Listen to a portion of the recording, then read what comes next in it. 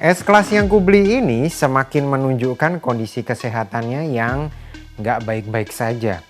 Entah pemilik sebelumnya yang nggak terasa karena yang bawa supir sehingga semakin kronis, atau aku yang terlalu sensitif ya.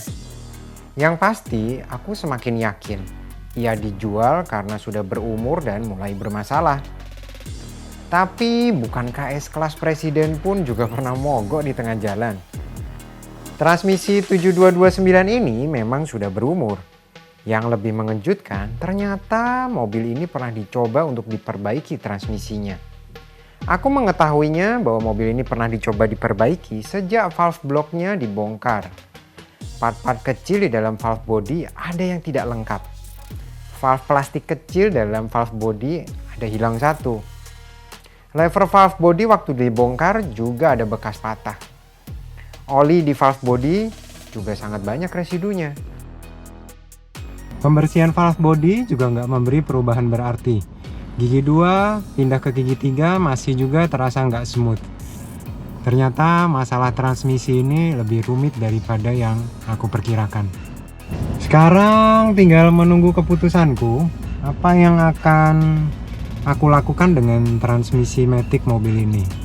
Apakah akan kubiarkan saja atau akan aku bongkar? Tapi rasanya mungkin aku akan bongkar, tapi mungkin aku akan cari waktu yang baik dan mungkin aku akan mempelajari dulu apa aja yang mesti diperbaiki dari transmisi ini.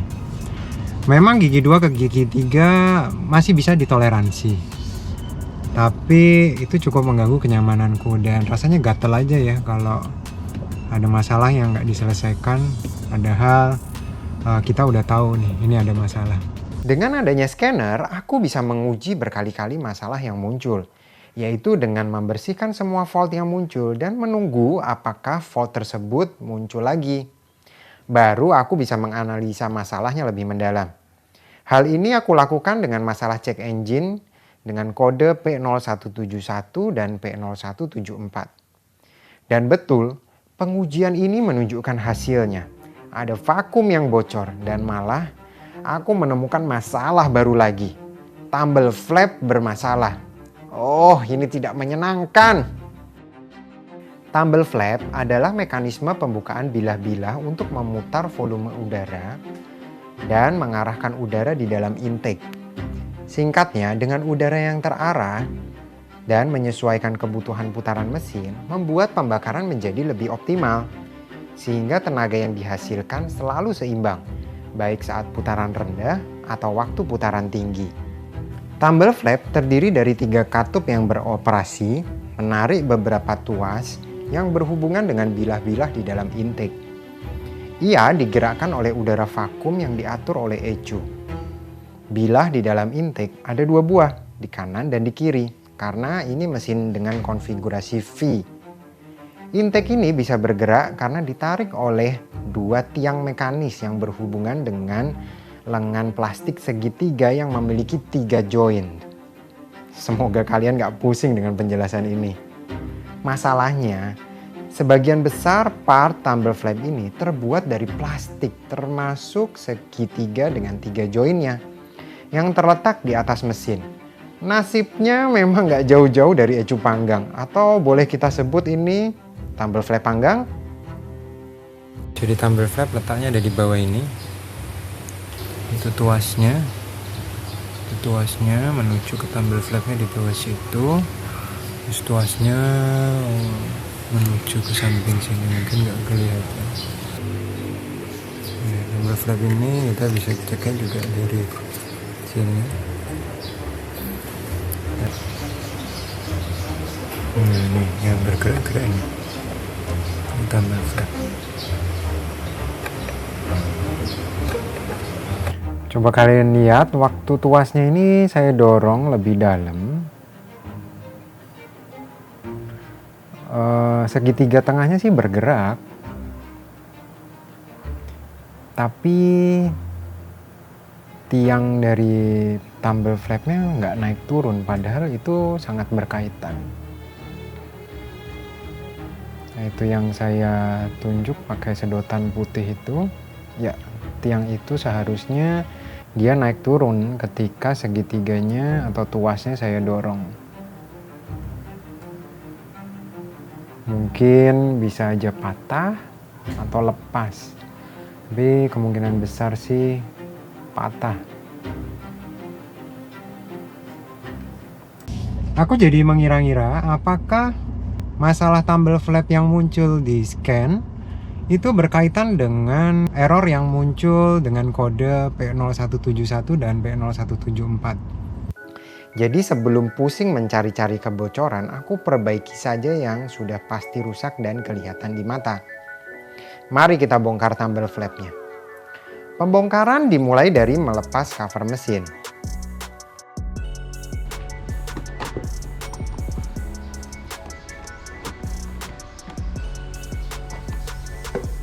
Melepas eco.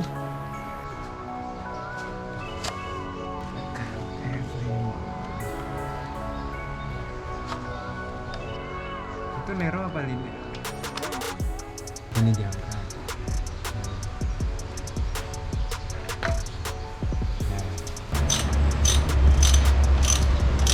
Melepas saluran injektor. Sambil pas krik buka. Mau bensin. Dan injektornya itu sendiri. Melepas selang-selang yang berada di atasnya dan begitu banyak kabel. Banyak soket elektronik yang harus dilepas.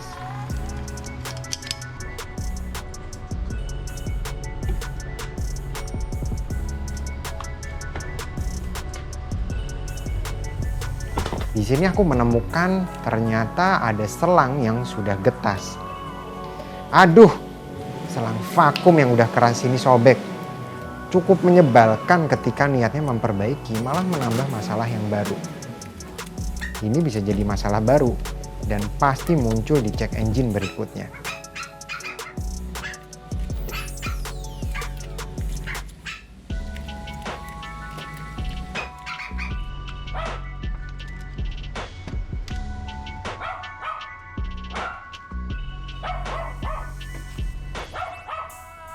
Angkat. Jangan dipaksa ya, mas, nanti ada waktu itu patah kebelet gitu langsung. Oke, setelah berjuang beberapa jam, akhirnya lepas sudah intake-nya. Dan terlihat segitiga plastik ini, entah apa namanya ini, mungkin lengan tumble flap kah? Ya, pokoknya itulah. Barang itu patah. Ini tadi, ini yang patah. Posisinya gini ya, dari plastik. Kenapa dan nggak dari awal dibikin dari aluminiumnya? Nah, ini posisinya yang patah. Ternyata isu ini sering ditemukan di mesin M272. Ketika panas yang begitu tinggi merusak part-part plastik yang ada di atasnya. Dan ketika segitiga baut ini diputar, patah pula bautnya. Aku perlu part pengganti, baik untuk segitiga plastiknya dan juga bautnya. Di pasaran ada dua macam segitiga yang patah ini. Yang pertama dia terbuat dari plastik mirip dengan aslinya, yang berarti kalau kita pakai yang plastik satu kali akan patah seperti aslinya juga. Yang kedua dia dari aluminium. Yang dari aluminium ini kelihatan menarik ya. Dia mungkin akan lebih tahan lama atau mungkin nggak akan pernah patah lagi. Karena di Indonesia hanya tersedia yang aluminium, dengan PD aku membeli yang aluminium. Pikirku supaya besok nggak akan pernah pecah lagi. Ketika dipasang, aku menemukan ukuran joinnya terlalu gemuk. Tidak sama dengan aslinya. Yuk!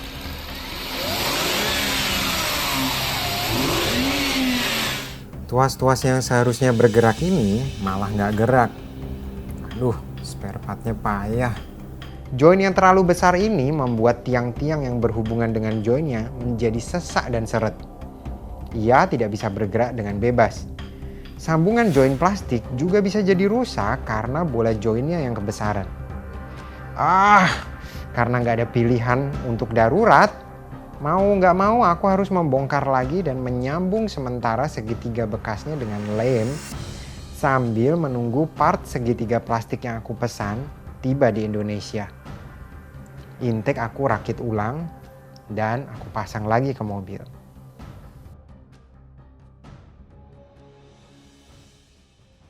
Untuk selang yang sobek, mau nggak mau aku harus memesan part ini dari luar negeri karena di Indonesia barangnya tidak ready.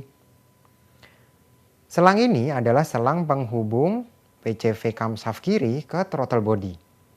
Memang bekasnya sudah keras dan nggak lentur lagi. Untuk beberapa saat aku harus menyambungnya dulu secara darurat. Menyambungnya memakai selang taman. Maafkan ya insinyur-insinyur Mercy, tapi gimana lagi, namanya juga darurat.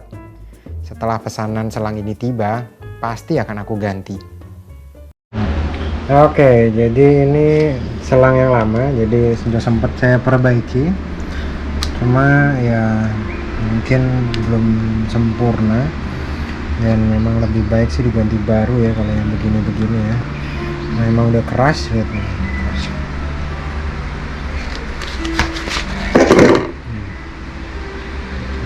Keras sekali. Ini dia gampang sekali crack di sini. Di sini ternyata juga ada cracknya, ya. Tempat bocor di sini. Beberapa hari kemudian segitiga plastiknya pun tiba. Kali ini joinnya sama dengan aslinya. Pembongkaran tumble flap pertama memberikanku pengalaman yang berharga. Spare part aku cek dulu untuk memastikan semuanya sama dengan aslinya. Aku memulainya dengan melepas ecu, melepas elbow, melepas MIF sensor, dan juga dudukan ecu serta banyak baut lainnya yang ada di atas intake. Kalau ngebengkel gini, biasanya memang jadi temannya kotoran, baik oli atau debu. Soft Clean Hand Soap membantu membersihkan tangan sambil menjaga kulitku tetap lembut. Oh ya, kapan-kapan aku share banyak produk soft clean yang sangat membantu rumah tanggaku. Maybe next time. Dalam membongkar intake, di bagian atas banyak sekali kabel, banyak sekali juga selang-selang yang kita mesti sangat hati-hati ketika membongkarnya. Supaya nggak sobek ataupun ada yang patah soket-soket plastiknya. Di bagian ini aku juga melepas air pump. Dan akhirnya intake mulai bisa diangkat.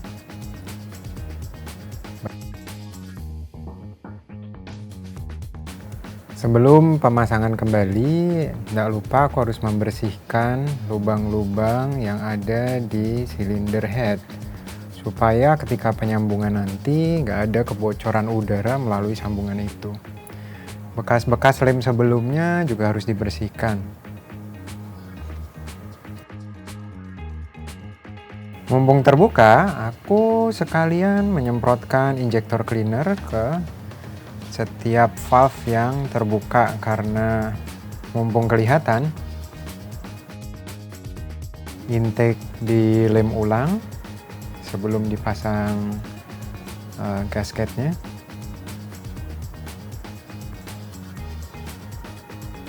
Gasket juga dilem.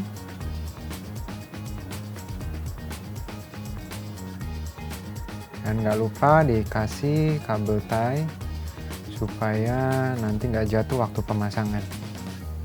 Intake dimasukin lagi, dipasang dengan hati-hati supaya nggak ada part plastik yang nyangkut terus pecah.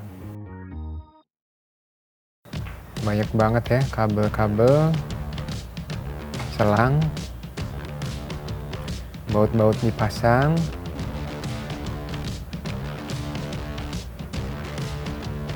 Selang-selang mulai dirapiin lagi. Injektor dipasang. Nah, mesti hati-hati sama injektor supaya nggak ada yang ketekuk atau patah. Untung bahannya cukup kuat dari stainless steel. Air pump dipasang lagi. Selang-selang. Nah, ini saya lagi pasang selang yang patah. Ini mau aku sambung pakai selang taman yang kemarin.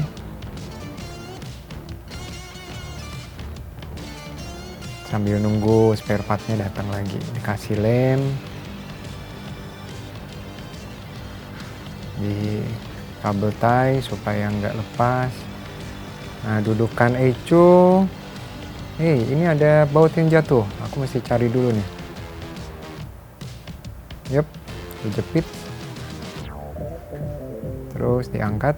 Oke, ini dudukan ecu sudah dipasang.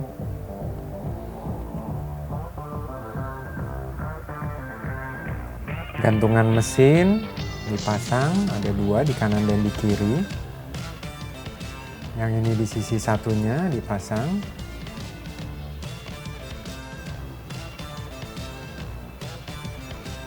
Dudukan ecu juga dipasang, dudukan kabel juga dipasang kembali. Air pumpnya yang tadi, ini kita pasang. Selang-selangnya, pipa-pipanya. Air pump ini memang agak ribet ya, di bagian bawah tuh agak kejepit posisi bautnya. Oke, elbow-nya dipasang kembali, MAF sensor juga dipasang kembali, selang vakum dipasang kembali, soket-soket dirapiin, memastikan semuanya udah terpasang. Ecu kita pasang lagi. Oke, ini sudah hampir rapi. Yeay, akhirnya cover mesin bisa dipasang lagi. Ada 4 klip depan sama belakang. Selang dari air pump juga dipasang. Belalai udara di sebelah kanan dipasang. Teman-teman lihat ya, ruang mesinnya cukup besar karena ruang mesin ini didesain untuk mesin dengan cc sampai 5.000 sampai 6.000. Karena ini cuma 3.000 cc, ruang mesinnya banyak longgar tuh, kanan kiri depan belakang. Belalai kiri juga dipasang kembali.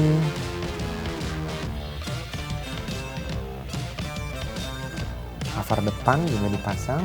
Ini cuma ada klip dan klip bagian belakang pasang kembali. Selesai deh. Sekarang kita coba nyalakan mesinnya. Apakah semuanya berjalan lancar atau enggak ya?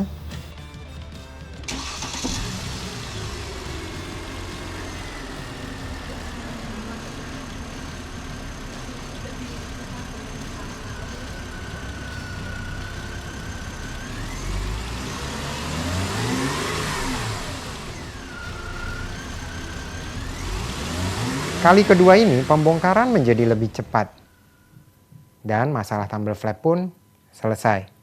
Setelah perbaikan tumble flap selesai, fault code-nya memang hilang. Tapi ecu masih membaca ada error di P0171 dan P0174 yang berarti masih ada kebocoran. Kebocoran-kebocoran udara di intake bisa dari mana saja, khususnya dari sambungan-sambungan yang mungkin sudah mulai longgar. Nah, masalahnya mobil ini banyak banget sambungan di daerah intake. Mulai dari box filter udara ke intake, sambungan MAF sensor ke intake, sambungan nipple-nipple selang, sambungan ke throttle body, sambungan intake ke head mesin. Tapi mari kita mulai dari bahan-bahan yang mudah getas ataupun rusak, yaitu karet dan plastik. Aku memeriksa semua selang-selang dan memastikan semuanya kencang. MAF sensor berada di antara box udara dan intake. Bahannya terbuat dari plastik. Ketika aku teliti, aku menemukan adanya sobekan plastik di bagian stopper atas yang menyambungkan dengan box filter udara. Sedang di bagian antar sambungannya mengandalkan seal O-ring yang terbuat dari karet. Mungkin sekali perubahan kekenyalan seal ini membuat kebocoran udara. Dan mungkin juga sobekan plastik di stopper ini membuat udara menjadi ada yang bocor. Jadi aku membersihkan cover MAF sensor ini. Memperbaiki sobekannya sementara dengan lem. Sekalian membersihkan throttle body mumpung lagi dibuka. Ini udah cukup bersih kan? Elbow aku pasang lagi.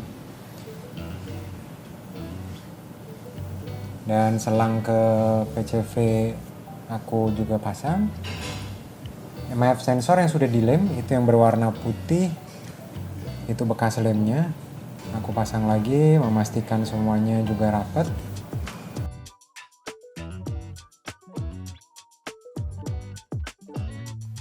Jika faultnya tidak muncul lagi, bisa jadi ini berhasil. Baru aku akan membeli part penggantinya. MIF sensor sudah selesai dipasang dan sudah aku coba. Hari ini adalah hari ketiga dan sudah nggak ada lagi lampu check engine yang menyala. Nggak seperti sebelumnya ketika 15 menit aja sebentar sudah nyala. Ini 3 hari sudah nggak ada lampu yang menyala, berarti masalah kebocoran P0171 dan P0174 selesai. Sampai jumpa di episode selanjutnya ketika aku mulai memperbaiki bagian interior mobil seperti layar-layar dan mungkin perbaikan matic.